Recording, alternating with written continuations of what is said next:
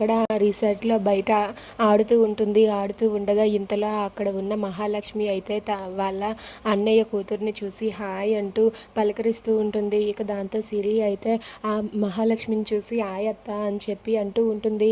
ఇక అక్కడ ఉన్న మహాలక్ష్మి సిరి దగ్గరకు వెళ్ళాలనుకునే లోపే ఇంతలో ఎదురుగా వాళ్ళ అన్నయ్య అయితే అక్కడ ఉంటాడు. ఇక అక్కడ ఉన్న వాళ్ళ అన్నయ్యను చూసి మహాలక్ష్మి అయితే అక్కడే అలా మౌనంగా ఉండిపోతుంది.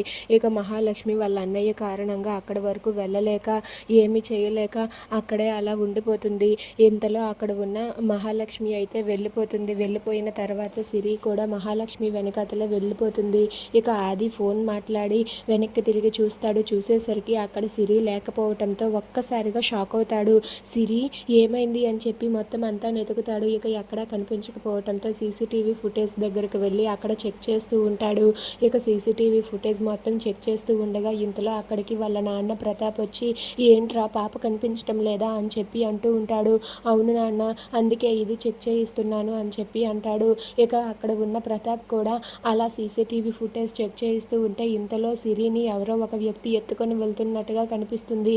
దాంతో అక్కడ ఉన్న ఆ ప్రతాప్ అయితే అదిగోరా వాడే కదా, వాళ్ళలో ఒకవాడే కదా వాడే కదా ఎదుగో పాపను తీసుకుని వెళ్తున్నాడు అని చెప్పి అక్కడ ఉన్న ప్రతాప్ అంటాడు. దాంతో అక్కడ ఉన్న ఆది అయితే అవును నాన్న, నలుగురు అన్నదమ్ముల్లో వాడొకడు అని చెప్పి ఆది అంటాడు.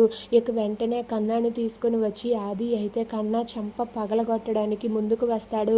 దాంతో అక్కడ ఉన్న చక్రి మాధవ వీళ్ళందరూ కూడా ఒక్కసారిగా షాక్ అవుతారు.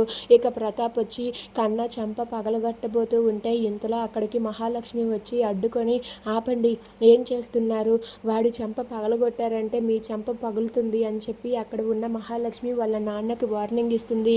దాంతో అక్కడ ఉన్న ప్రతాప్ ఆది వాళ్ళ వదిన వీళ్ళందరూ కూడా ఒక్కసారిగా షాక్ అయ్యి అలా ఉండిపోతారు. ఏంటి వాడి కోసం ఆ నాన్న చంపే పగలగొడతానంటుంది, అసలు ఎందుకు మహా ఇలా మాట్లాడుతుంది అని చెప్పి వాళ్ళందరూ ఆలోచిస్తూ ఉంటారు. కన్నా ఏం చేశాడో మీకు తెలుసా, కన్నా మీ బిడ్డను ఏమీ ఎత్తుకుని వెళ్ళిపోలేదు, మీ బిడ్డ ప్రాణాలను కాపాడాడు అని చెప్పి మహాలక్ష్మి వాళ్ళ వదిన వాళ్ళతో చెబుతూ ఉంటుంది. దాంతో అక్కడ ఉన్న వాళ్ళ వదిన అయితే అసలు ఏమైంది అని చెప్పి ఆలోచిస్తూ ఉంటుంది.